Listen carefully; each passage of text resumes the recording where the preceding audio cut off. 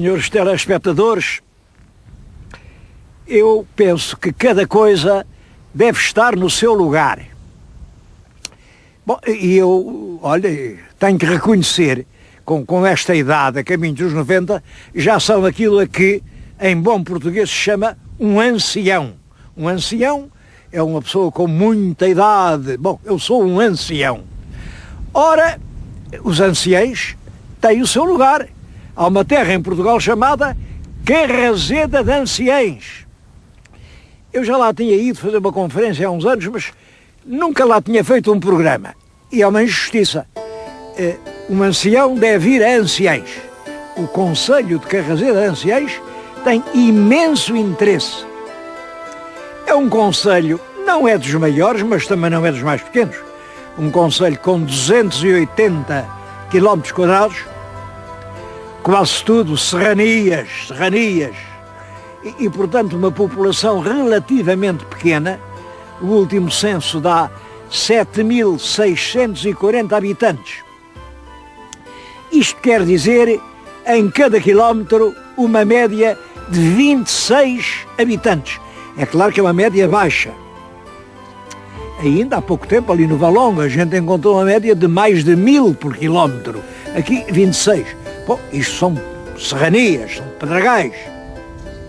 Uma região muito bonita. Eu vim dizer-lhes isto aqui no ponto onde o concelho começa. Vem um rio, lá embaixo, é o Rio Douro. Do lado lá do rio já é a Beira Alta. É o distrito de Viseu. Do lado de cá, Trás-os-Montes. Estamos em Trás-os-Montes. E estamos no concelho de Carrazeda de Anciães. Um concelho, evidentemente, com problemas, mas um concelho com encantos que explicam inteiramente uma visita. As pessoas vêm aqui pouco, bem, e há razões para isso. É que, de facto, as estradas, os acessos, por enquanto, não são aquilo que deviam ser. Uma estrada um bocado má, com muita curva. Já não estamos em tempos de diligência. É preciso fazer uma estrada mais rápida até Carrazeda. Aliás, aqui a Câmara e os habitantes e os teus locais há anos que se andam a interessar nisso. Uma estrada melhor para vir ver aqui coisas que dificilmente se podem ver noutros lugares do país.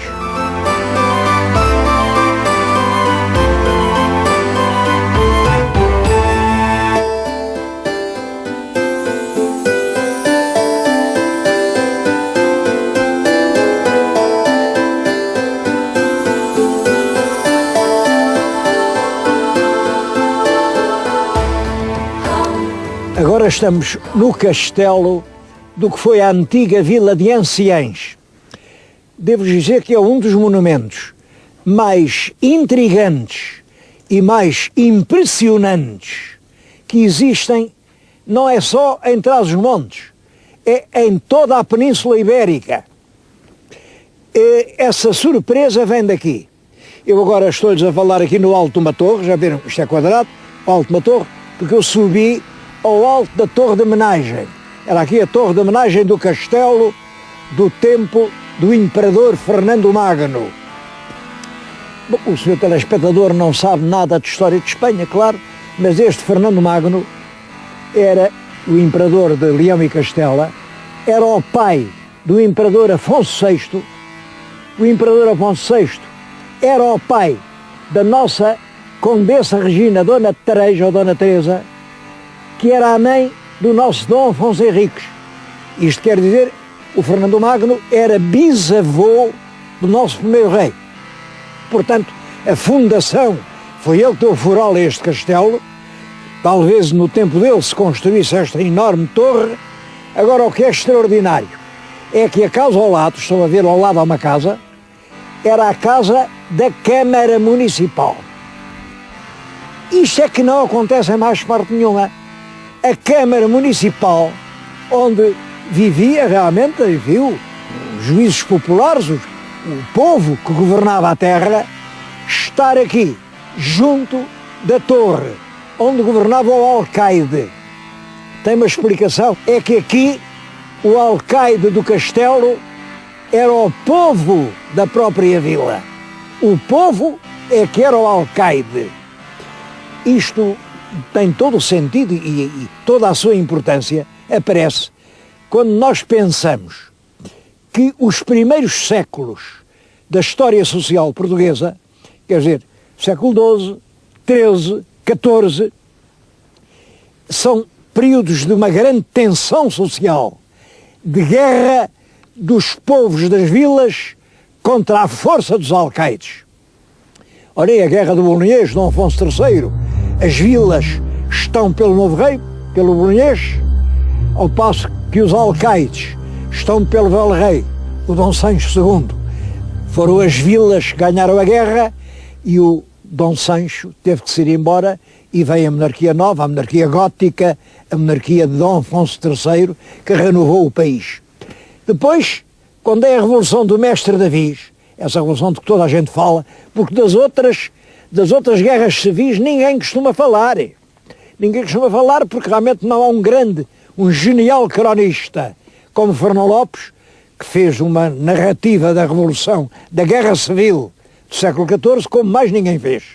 Pois aí volta a ser o povo das vilas que cerca os castelos e que obriga os alcaides a render-se, até em condições dramáticas. Fernão Lopes conta que o povo das vilas pegava nas famílias dos homens que estavam dentro do castelo, levava-os em carros e ameaçava queimá-los se os donos os alcaides dos castelos não se rendessem.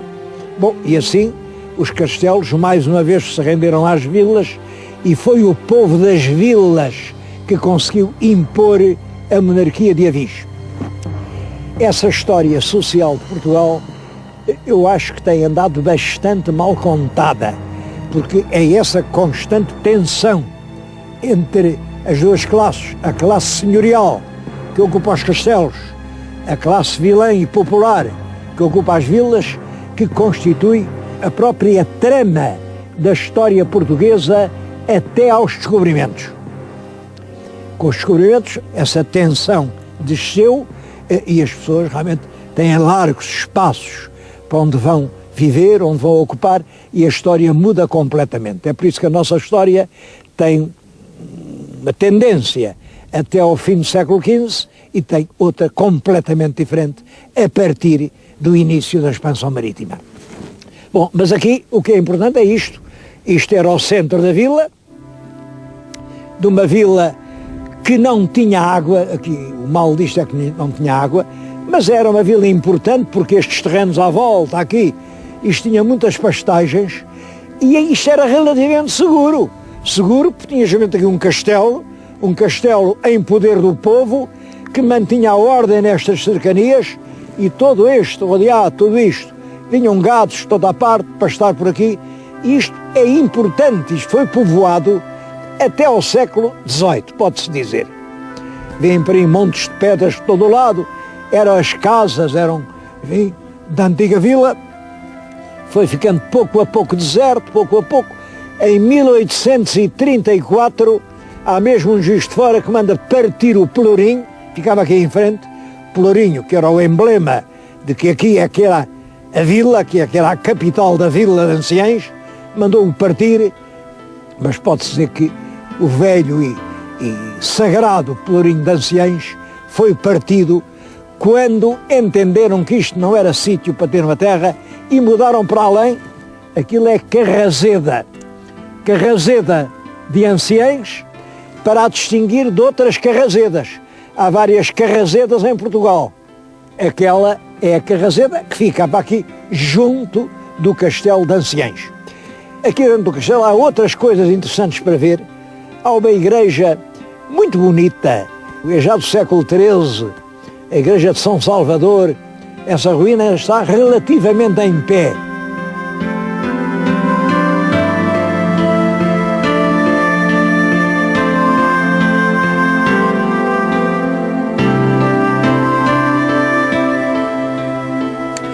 A igreja do Salvador era a sede de uma das duas freguesias que havia aqui em Anciães, porque isto tinha muita população, estava apinhado de casas e dava para duas freguesias. Uma era aqui, Estamos diante do pórtico. O pórtico é extremamente interessante. É também uma raridade. Este tímpano, o tímpano é o que está por cima da porta. O tímpano tem esculpido no granito uma imagem de Cristo. É o Cristo Pantocrátor. Está o Cristo, de um lado vem um anjo, do outro lado vem a pomba. É o Cristo que governa o mundo. Mas à volta tem vários, não se vê bem do granito, mas a primeira volta tem os apóstolos que serviram Cristo. Na segunda volta há vários elementos, representam animais, representam vegetais, representam carantonhas.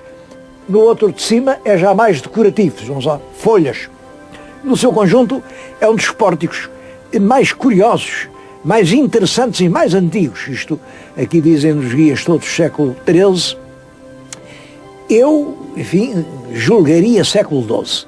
Também julgaria que esta igreja foi mexida muitas vezes e depois, mais tarde, acrescentaram-lhe uma outra parte que já é século, talvez XV ou XVI. Vamos vê-la.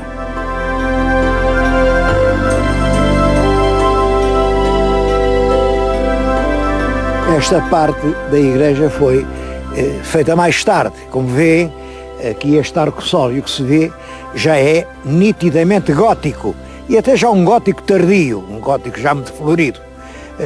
Logo a seguir veio uma janela ainda românica.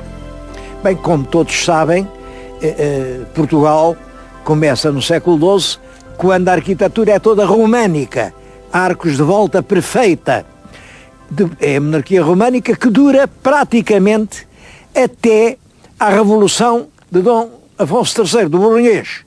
É com a vinda do Bolonhês, com a influência francesa. Não esqueçam que o Dom Afonso III vem de França, ele era conde de Bolonha, Boulogne-sur-Mer, no Mar do Norte, e vem de lá, e vem com franceses, com prelados, com religiosos franceses, e trazem a moda nova, a moda gótica. Isto já é um gótico muito adiantado. Há uma monarquia românica e uma monarquia gótica. É importante para perceber realmente a evolução das formas em Portugal. Este monumento, aliás, em si tem tudo. Tem o românico, tem o gótico. O interior é extraordinário. Ainda lá tem o que resta do antigo pelourinho. O pelourinho até tem esculpido o ancião. Estão lá os vários bocados. Tudo isto é realmente uma joia da arquitetura medieval portuguesa. Bom, e eu confesso, fico desanimado quando vejo coisas tão preciosas. O terreno à volta estava juncado de estelas funerárias, porque estava um campo sagrado, onde os moradores se enterraram. As estelas andavam por aí ao abandono, vinham aquilo buscar carradas de pedra, depois o IPAR lá começou a fazer umas obras. Hoje as estelas estão reunidas lá na igreja, mas, em todo caso, este conjunto podia constituir uma atração turística de primeira ordem. E não é só isto, porque, como lhes disse, era uma vila importante, havia outra freguesia e outra igreja. Eu agora vou-lhes mostrar a outra igreja que está ainda pior do que esta.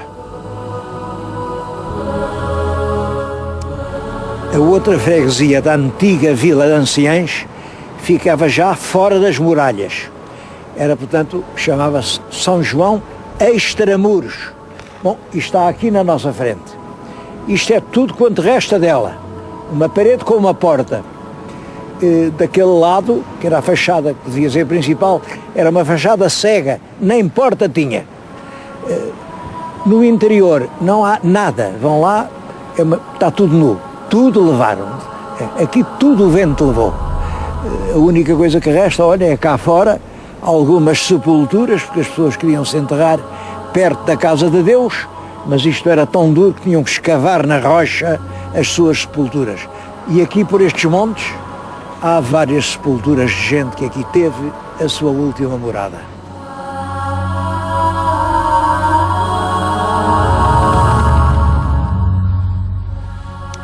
Anciães hoje já nem sequer é aldeia. São tristes ruínas. Olhem, a última casa de pé é esta. Bom, e esse é um problema que também tem importância. O problema da ermação. da desertificação das nossas aldeias. É um problema que se está a dar, aliás, por toda a Europa. As aldeias ficam desertas e as pessoas vão viver na vila ou na cidade. Aqui neste concelho a população está a descer.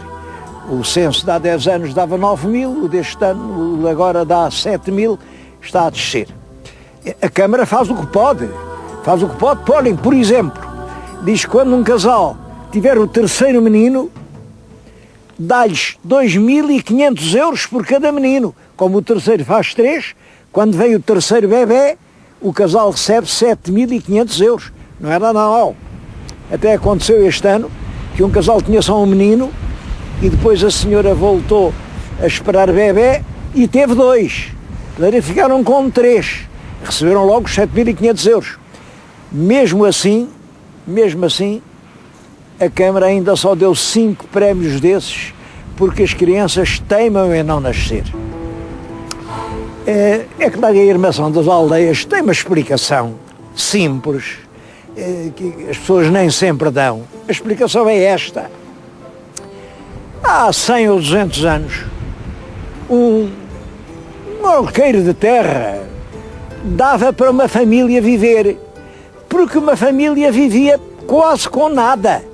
Havia famílias que durante a vida inteira nunca iam ao médico, nunca viram um médico, nunca viram um bocado de sabão, nunca leram um jornal, nunca foram à escola, nunca puseram o pé num transporte público.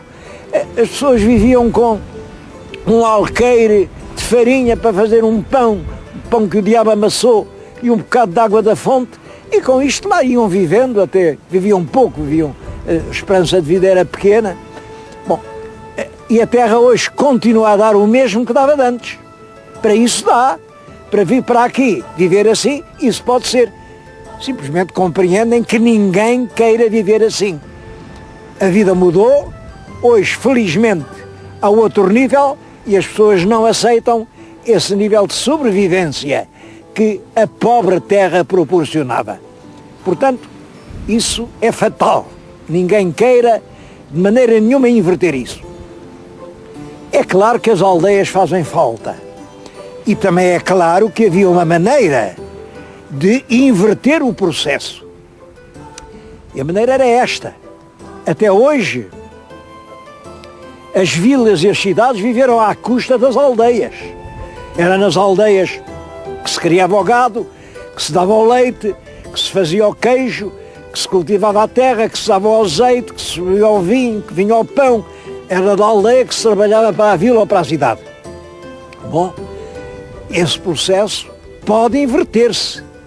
Pode ser agora a cidade que passe a servir a aldeia. A cidade pode abdicar deste serviço, daquele instituto, daquela direção e colocar isso em cada aldeia. E então cada aldeia tem uma razão para viver, para habitar, há um serviço, a gente tem que lá ir, reanima-se. Bom, mas isso é uma conversão profunda que acho que em parte nenhuma foi feita.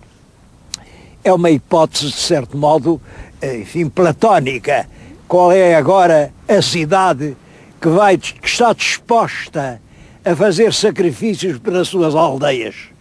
Nós estamos sempre muito dispostos a fazer lamentações. Ai, que falta que fazem as aldeias. Agora, fazer sacrifícios para que elas possam ressuscitar, isso não.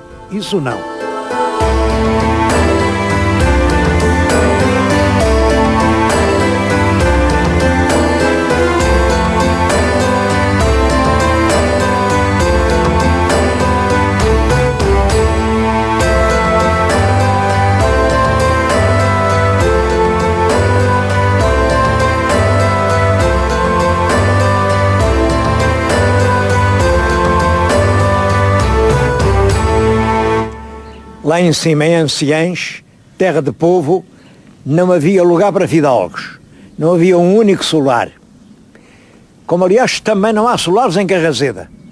Bom, mas aqui, agora estou a falar-lhes em Celores, é uma freguesia aqui de Carraseda.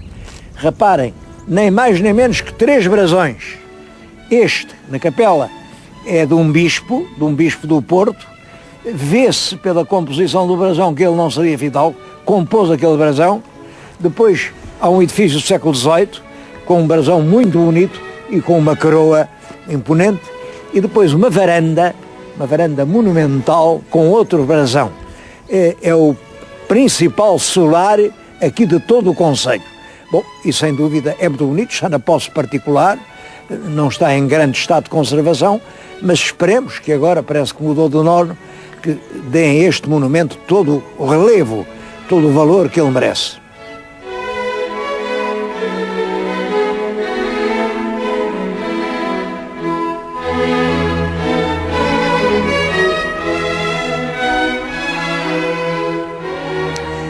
A cabeça do concelho passou lá de anciães aqui para Carrazeda. É claro, Carrazeda de anciães. É uma palavra curiosa esta. Carrazeda. Onde diabo virá Carrazeda? Bom, cada um diz a sua coisa. Olhem, há aqui uma pessoa local, eu não vou dizer o nome, eu tenho aliás por ela a maior simpatia e até admiração. Mas imaginem que escreveu este disparate, que Carrazeda vem de cara azeda, porque aqui as pessoas têm uma cara muito azeda. Bom, isto não tem pés nem cabeça, porque as pessoas acham sempre que as pessoas da sua terra têm uma cara linda. Se fosse esse o critério, em Portugal não havia vila nem aldeia nenhuma que não se chamasse Vila da Cara Linda. São lindas sempre os sítios e as pessoas e as expressões da terra onde nós nascemos. Um outro disse que não, cara azeda não está bem, vem de carrapato. Imaginem carrapato é aquele inseto, aquele parasita que aparece. Bom, carrapato. É perigosíssimo nestes topónimos, cada um deitar-se a adivinhar assim pela semelhança. Ora bem, a palavra é uma palavra, não está explicada. Tudo indica que este prefixo car significava nas línguas pré-romanas sítio rochoso, sítio de pedras. Isto realmente é um pedregal, é possível que seja isso. Dr. Almeida Fernandes, é essa a hipótese que dá, e é isso, mas enfim, temos que aceitar. É uma palavra cuja origem não sabemos. Agora, o concelho, os passos do concelho, foram instalados aqui, foram tirados de lá daquele castelo de onde viemos, e postos aqui em 1732. Está aqui os passos do concelho, e quem quer que fez isto, fez uma obra gigantesca. Os passos, em frente, um grande chafariz das sereias, atrás, uma coisa a imitar o pelourinho. Quem fez isto partiu o pelourinho de lá e fez aqui isto, não é um pelourinho, mas enfim, é um conjunto de certo modo monumental. Eu creio, é uma hipótese minha, isto é uma hipótese minha. Diz ali, quem fez a casa foi um senhor José Álvares de Almeida. Isto, 32, é a altura do máximo ouro no Brasil. É a altura em que vêm para aqui muitos imigrantes. Eu compreendo perfeitamente que um homem muito rico quisesse que aqui a sua aldeia, o seu lugar, fosse a cabeça do concelho, e sobretudo essa gente que tinha enriquecido no Brasil não ia agora ali viver fechada nas muralhas medievais da antiga anciães. Os portugueses nunca gostaram muito de coletes de forças, de ver a bancada. Portanto, veio para aqui, fez aqui o que lhe pareceu uma praça monumental, é isto que estão a ver. Aqui esteve a Câmara e aqui funcionou desde 1733, o ano seguinte, isto demorou um ano a fazer, até que em 1960, isto já no meu tempo, fizeram uma Câmara nova, enfim, maior, de acordo com o desenvolvimento da terra. A terra está-se a desenvolver muito, muito, porque tem as suas riquezas. As principais são o vinho e o azeite. Mas Carrazeda de Anciães não tem só passado e ruínas e histórias para contar. Tem também fortes afirmações de futuro. Eu agora vim acabar o programa aqui na Cooperativa Agrícola de Carrazeda. Esta cooperativa reúne 2.000 produtores, 2.000 pequenos produtores.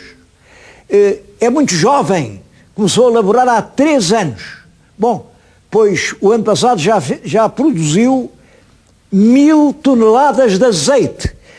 Deste azeite, é azeite dos vales do Tua e do Douro, é do melhor azeite que se faz em Portugal, um azeite, eu provei-o, é efetivamente de uma qualidade extraordinária. Este ano vão fazer 2.000 toneladas, que é o máximo de capacidade da cooperativa, e isto sim, isto é o ouro que enriquece a terra e que enobrece o país.